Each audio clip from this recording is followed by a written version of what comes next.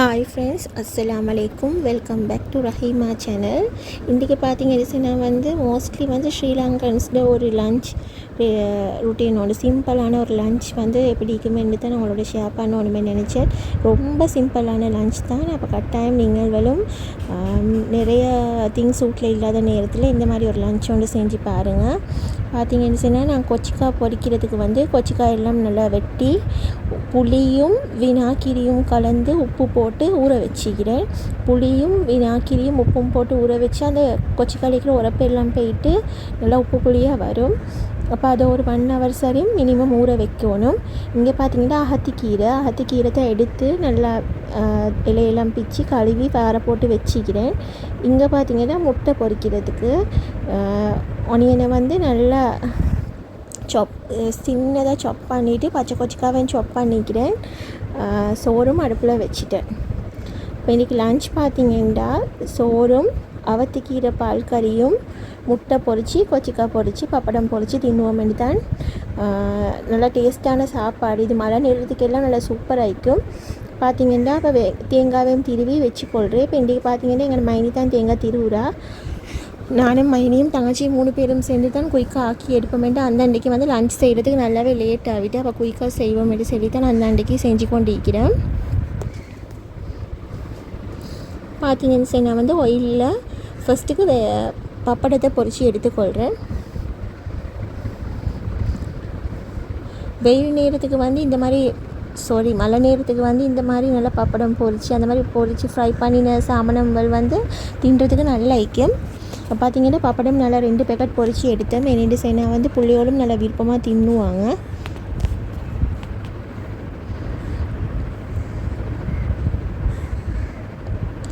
அப்போ நீங்களும் வந்து ஒரு நாளைக்கு இந்த மாதிரி ஒரு லன்ச் வந்து ட்ரை பண்ணிவிட்டு வந்து எப்படி இருந்துச்சுன்னு கட்டாயம் பார்த்திங்கன்னா பப்படத்தை பொரிச்சிட்டு அதோடைய வந்து கொச்சிக்காவையும் பொரிச்சு கொள்கிறேன். எப்போயுமே நீங்கள் கொச்சிக்காய் பொரிக்கிறது அந்த வந்து லாஸ்ட்டில் பொரிச்சிக்கோங்க. ஏன்னா அந்த கொச்சிக்காயில் இருக்கிற சீட்ஸ் எல்லாம் வந்து அந்த ஆயிலில் கலந்துடும். அப்போ அதுக்கு போகிற பப்படம் பொரிக்க போகிற வந்து அதில் கலர் மாறுறதுக்கு சான்சஸ் இருக்குது. அதனால தான் சொல்கிறேன். கொச்சிக்காவும் பார்த்திங்கன்னு சொன்னால் வந்து ஒரு லைட் கலர் வரப்போ போல் கிட்டே இருந்து பொரித்து எடுத்துடணும். ஃப்ளேமை வந்து மீடியமாக வச்சுக்கோங்க. ஆயிலில் வச்சிங்கன்னா குயிக்காக தீஞ்சிடும். அப்போ கரிஞ்சால் தின்ன கஷ்டமாயிருக்கும், கசக்கும். இந்த மாதிரி கலர் வரப்போ போல் வந்து இறக்கிடுங்க. இறக்கினத்தோடைய வந்து கொச்சிக்காவை ஒரு பேப்பரில் சுற்றி ஷாஃபின் பேக்ரவுண்டில் சரி கெட்டி வைங்க. இல்லாட்டி வந்து ஏர்டைட் கண்டெய்னர் ஒன்றில் போட்டு மூடி வச்சுருங்க. இல்லாட்டி அது குயிக்காகவே வந்து இளவிடும். கொச்சிக்காய் வந்து இளவினா வந்து தின்னே இல்லை, டேஸ்ட் ஆகிக்காது. இப்போ பார்த்திங்கன்னா கொச்சிக்காவையும் பொரிச்சாச்சு. அதுக்கப்புறம் வந்து அவத்துக்கீரை பால் செய்வோம் என்று இந்த பால் கறி செய்வோம் என்று சொல்லித்தான் வந்து அதுக்கு தேவையான பால் எல்லாம் புழிஞ்சி எடுத்து கொண்டு இருக்கிறேன் தங்கச்சி. பார்த்திங்கன்னா நல்லா ஒரு தேங்காய் பால் தான் எடுத்தேன். ஃபஸ்ட் பாலும் செகண்ட் பாலும் தான் எடுத்தோம். நல்லா திக்காகவே செய்வோம் என்று சொல்லி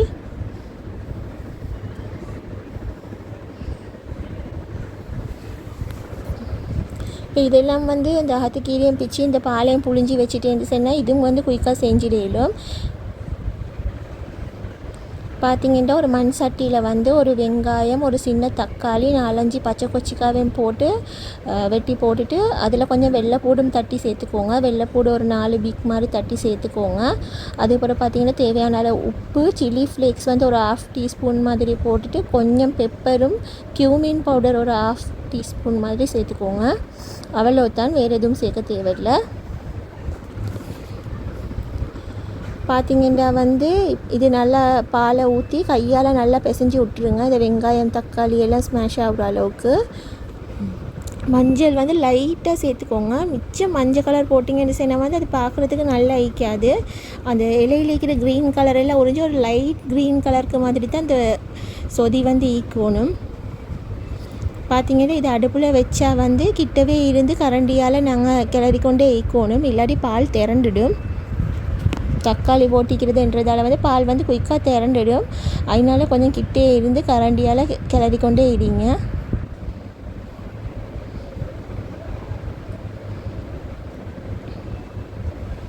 இது பார்த்திங்கன்னா முட்டையை நாங்கள் நல்லா பிளெண்டரில் போட்டு அடிச்சுட்டு அடித்து கொண்டோம். என்னோடய வீடியோஸ் பார்க்குறவங்களுக்கு தெரியும், நாங்கள் எப்போயுமே வந்து முட்டையை வடிச்சிட்டு தான் என்ன இது டிஷ் செய்கிறேன்றாலும் எடுக்கிறேன். பார்த்திங்கன்னா அதில் நாங்கள் கட் பண்ணி வச்சு இந்த வெங்காயத்தையும் பச்சை கொச்சிக்காயும் போட்டுட்டு சில்லி ஃப்ளேக்ஸ் 1 டேபிள் ஸ்பூனும் பெப்பரும் கொஞ்சம் மஞ்சள் தூளும் போட்டிக்கிறேன். நல்லா மிக்ஸ் பண்ணிக்கொள்ளணும். உப்பு தேவையான நல்லா உப்பையும் போட்டுட்டு பிளெண்டரில் என்ன அடிக்கிறீங்கன்னு சொன்னால் அப்போ நல்லா ஃப்ளஃபியாக வரும். முட்டை வந்து நல்லா சாஃப்டாக வரும். அதுக்கு தான் பிளெண்டர்லேயே அடிக்கணுமே இல்லைன்னு என் கையால் அடித்தாலும் சரி, ஒரு கேருப்பால் இல்லாட்டி பீட்டரால். இப்போ இது வந்து இந்த பால் சொதி வந்து கொஞ்சம் ஒரு கொதி வரணும். காட்டுற மாதிரி கரண்டியால் கிளறி கொண்டு கிட்டவே இடிங்க. அது திரண்டிச்சுன்னா வேஸ்ட் ஆகிடும். பார்த்திங்கன்னா இப்போ நல்லா கொதிஞ்சதோடவே வந்து இந்த அவத்துக்கீரையும் சேர்த்துட்டு அதோடைய வந்து கட்டிப்பாலையும் சேர்த்துக்கொள்ளணும்.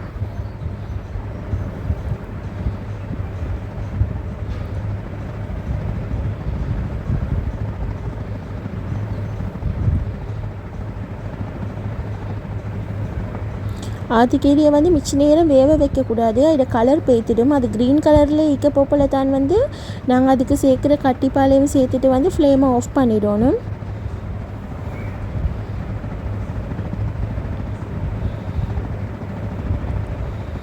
இப்போ பார்த்திங்கன்னா கட்டிப்பாலையும் சேர்த்துட்டு வந்து ஒரு கிளறிட்டு ஃப்ளேமை ஆஃப் பண்ணிவிடுங்க.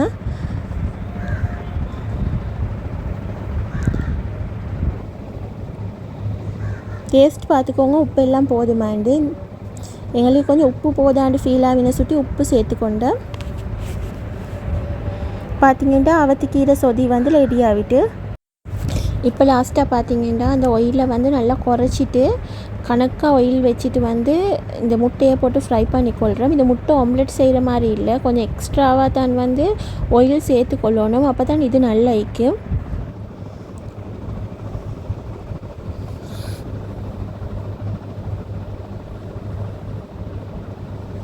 ஒரு சைடு நல்லா ப்ரௌன் கலர் ஆகினதுக்கு போகிறோம், மற்ற சைடும் திருப்பி விட்டு ஃப்ரை பண்ணிக்கோங்க.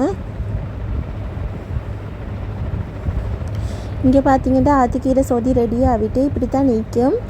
நிறைய பேர் வந்து இந்த சொதி போப்பில் வந்து நிறைய மஞ்சத்தூள் சேர்த்துடுவாங்க. கட்டாயம் அது குறைச்சி சேர்த்துக்கோங்க. அப்போ பார்த்திங்கன்னா அன்றைக்கு எங்களோட லஞ்ச் இப்படி தான் இருந்துச்சு. எல்லோரும் ஃபேமிலியாகவே உட்காந்து தின்னுவோமேட்டு தின்னுட்டேன் அன்றைக்கு. அப்போ என்னோடய வீடியோ வந்து உங்களுக்கு பிடிச்சிருந்துச்சின்னு சொன்னால் வந்து கட்டாயம் சப்ஸ்கிரைப் பண்ணிவிட்டு பாருங்கள். நான் எந்த நாளும் சொல்கிற மாதிரி தான் என்னோடய வீடியோ வந்து 18% பீப்புள் மட்டும்தான் வந்து சப்ஸ்கிரைப் பண்ணிவிட்டு பார்க்குறீங்க. மற்ற 82%மே வந்து இப்போ சப்ஸ்கிரைப் பண்ணாமல் தான் பார்க்குறீங்க. அப்போ கட்டாயம் எனக்கு சப்ஸ்கிரைப் பண்ணிவிட்டு ஒரு லைக் போடுங்க. அப்போ தான் எனக்கு அடுத்த வீடியோ செய்கிறதுக்கு கொஞ்சம் மோட்டிவேட்டிங்காக இருக்கும். அப்போ அன்றைக்கு நைட் வந்து நாங்கள் பார்த்திங்கன்னா நிகாம்பில் புதுசாக ஸ்ட்ரீட் ஃபுட் ஒன்று திறந்துருந்தாங்க. அப்போ அங்கே தான் நாங்கள் போயிட்டு இருந்தோம். அப்போ நாங்கள் இந்த ஓப்பனிங் அன்றைக்கே போனதால் வந்து அவ்வளோ ஸ்டால்ஸ் வந்து ஓப்பன் பண்ணி விற்கல. ஒரு 4-5 கடைகள் தான் ஓப்பனில் இருந்துச்சு. அதுவும் பார்த்திங்கன்னா நாங்கள் போனோம் வந்து ஒரு 10 o'clock மாதிரி. அப்போ நிறைய டிஷ்ஷஸ் எல்லாம் முடிஞ்சு கடைகளில். நாங்கள் போன நேரம் பார்த்திங்கன்னா புள்ளியோளுக்கு எல்லாம் வந்து ஹாட் டாக் வாங்கி கொடுத்தேன். மகதிக்கும் கேனுக்கும் எங்களோட மைனிக்கும் பார்த்திங்கன்னா ஹாட் டாக் வாங்கி கொடுத்தேன்.